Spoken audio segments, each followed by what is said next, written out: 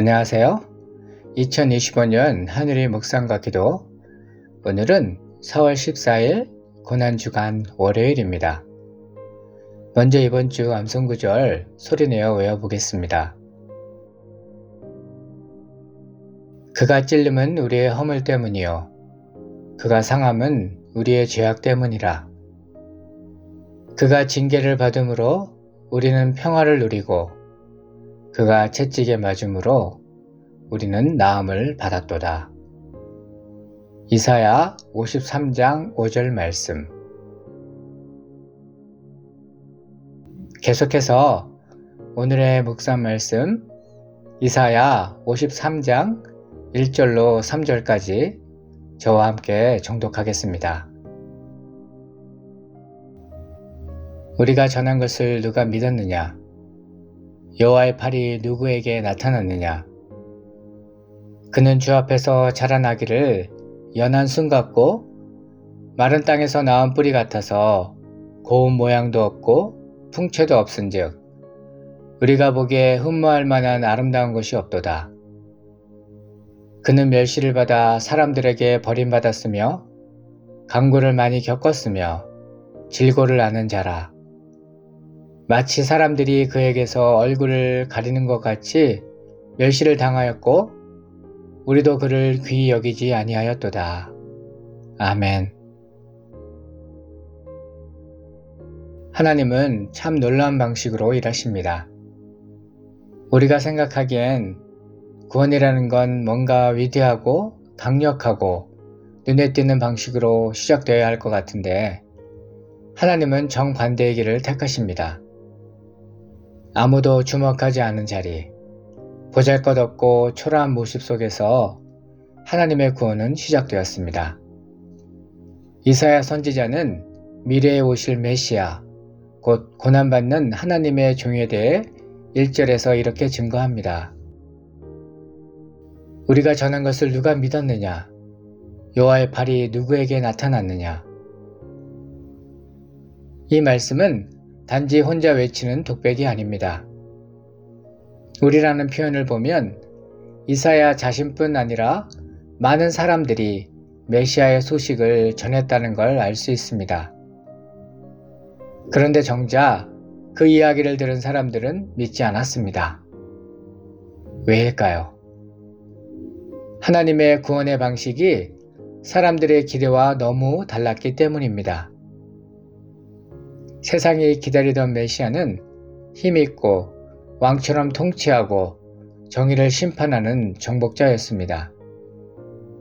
하지만 하나님이 보내신 메시아는 고난받는 종이었습니다. 그래서 여호와의 팔, 하나님의 능력과 구원이 이미 임했음에도 불구하고 사람들은 그것을 알아보지 못했습니다. 그 이유를 2절에서 이렇게 설명합니다. 그는 주 앞에서 자라나기를 연한 순 같고 마른 땅에서 나은 뿌리 같아서 고운 모양도 없고 풍채도 없은즉 우리가 보기에 흠모할 만한 아름다운 것이 없도다. 만약 메시아가 레바논의 백항목처럼 높고 우뚝 솟은 나무와 같은 모습으로 나타났다면 얼마나 보기 좋았을까요? 위엄있고 누구나 존경받을 만한 모습으로 등장했다면 사람들이 금방 알아봤을 것입니다. 그런데 메시아는 그런 모습이 아니었습니다. 이사야는 그분을 연한 순, 마른 땅에서 간신히 돋아나는 묘목과 같다고 말합니다. 살 수 있을까? 뿌리는 내릴 수 있을까? 싶은 그런 연약한 존재처럼 보였다는 것입니다. 예수님이 이 땅에 오신 방식이 딱 그렇습니다. 화려한 왕궁이 아닌 마구간에서 잘나고 인정받는 집안이 아니라 작고 무명한 마을 나사렛에서 자라셨습니다. 그분 안에는 하나님의 영광이 가득했지만 사람들은 그 외모와 배경, 조건만 보고 무시했습니다. 눈에 띄는 아름다움이 없었기 때문입니다. 그래서 메시아가 사람들에게 어떤 대접을 받게 될 것인지를 3절이 이렇게 증거합니다. 그는 멸시를 받아 사람들에게 버림받았으며 강고를 많이 겪었으며 질고를 아는 자라. 마치 사람들이 그에게서 얼굴을 가리는 것 같이 멸시를 당하였고 우리도 그를 귀히 여기지 아니하였도다. 예수님은 단지 무시당하신 것이 아니라 철저하게 거절당하셨습니다. 사람들은 그를 멸시했고 고개를 돌렸고 결국 십자가에서 죽이기까지 했습니다. 왜 그랬습니까?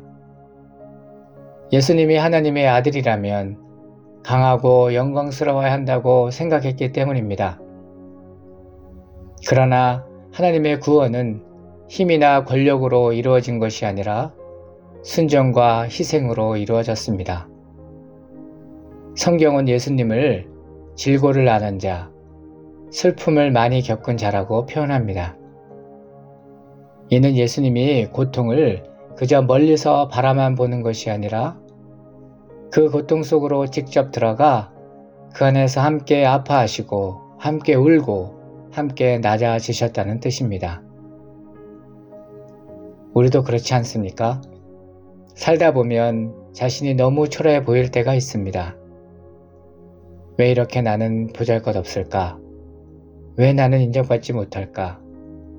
마음이 무너질 때가 있습니다. 그럴 때 이사야는 우리에게 이렇게 말해줍니다.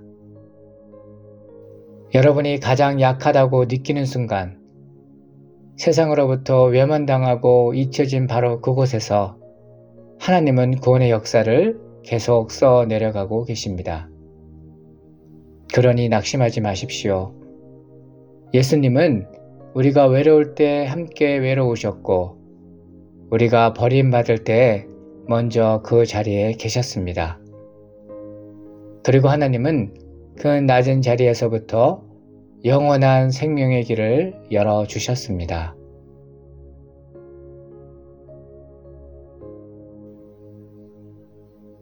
말씀을 묵상하는 시간입니다. 오늘 본문 말씀은 여러분의 삶에 어떤 의미가 있습니까? 이 말씀을 어떻게 적용할 수 있을까요? 잠시 묵상하며 하나님의 음성에 귀 기울이는 시간 되기 바랍니다.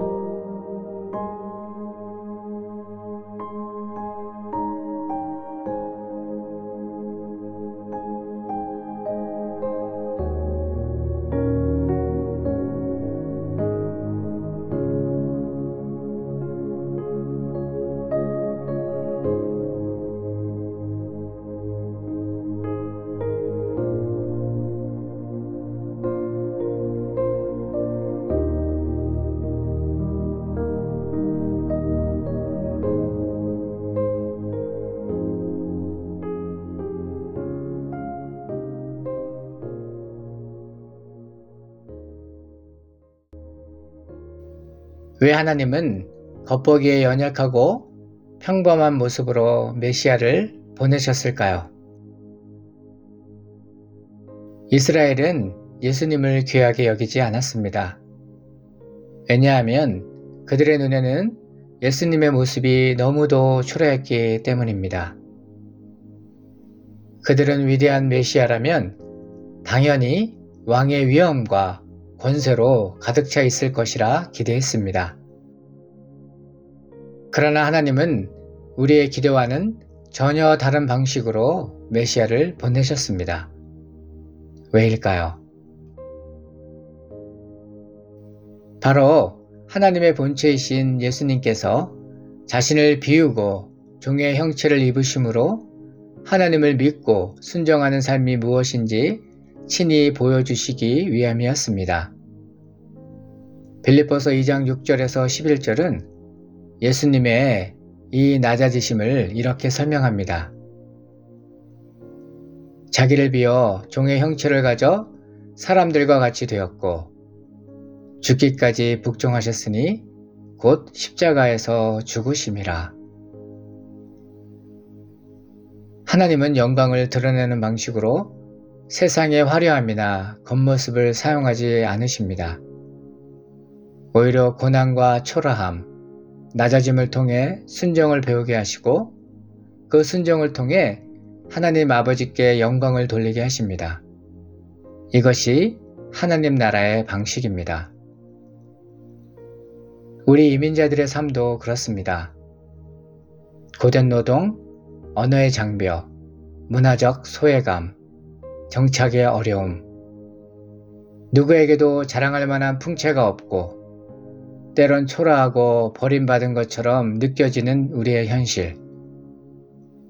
그러나 바로 그 자리에서 주님은 우리를 만나십니다. 그리스도께서 연한 순처럼 오신 것은 지금 나의 초라함 속에서도 하나님이 함께 하시고 하나님의 뜻이 있음을 보여주시기 위함입니다. 너는 마음을 다하여 여호와를 의뢰하고 내 명철을 의지하지 말라. 는 잠언서 3장 5절에서 6절 말씀처럼 지금 우리가 붙잡아야 할 것은 우리의 상황이 아니라 그 상황 속에서 일하시는 하나님이십니다. 그러니 낙심하지 말아야 합니다. 예수님처럼 우리가 낮아지고 실패하고 버림받는 자리에서도 하나님은 우리를 높이시는 일을 시작하고 계시는 줄 믿습니다. 예수님이 그러하셨듯 우리도 결국 하나님께서 높이시는 날이 올 것입니다. 그러므로 오늘도 초라함 때문에 부끄러워하지 않기를 원합니다. 주님은 그 모습으로 우리 곁에 오셨고 그 모습 때문에 우리가 하나님께 더 가까이 나아갈 수 있게 되었습니다. 그렇다면 왜 하나님은 이런 방식으로 구원을 이루셨을까요? 바로 우리를 위해서입니다. 하나님은 우리가 겪는 슬픔, 고통, 외로움을 예수님이 직접 겪도록 하심으로써 우리를 완전히 이해하시고 완전히 감싸 안으실 수 있게 하셨습니다. 예수님은 우리보다 더 낮아지셨고 더 고통받으셨습니다. 그래서 우리가 어떤 자리에 있든 그 자리에도 주님이 계시는 것입니다. 혹시 지금 삶이 초라하게 느껴지시나요? 사람들에게 잊혀지고 실패한 것처럼 느껴지시나요? 그렇다면 기억하십시오. 예수님도 그렇게 오셨습니다. 멸시받고 외면당하고 겉으로는 아무 영광도 없던 모습으로 그러나 그분은 하나님의 구원을 이루셨습니다.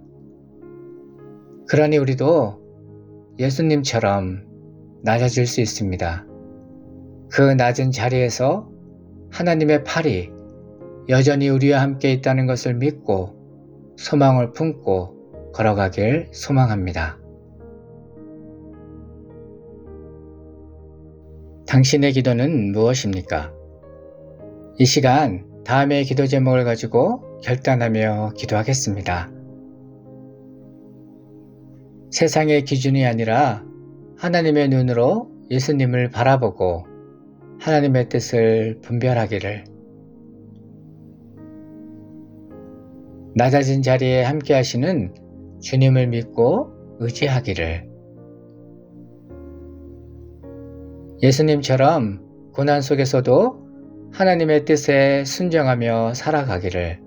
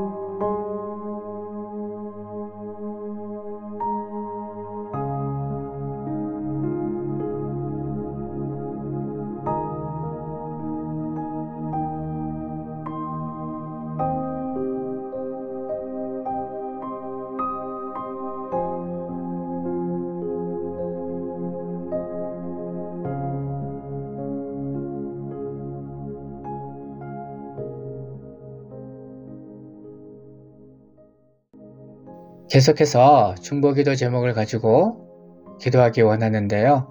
오늘은 영주권 이민 수속 중에 있는 지체들을 위하여 중보하며 기도하겠습니다.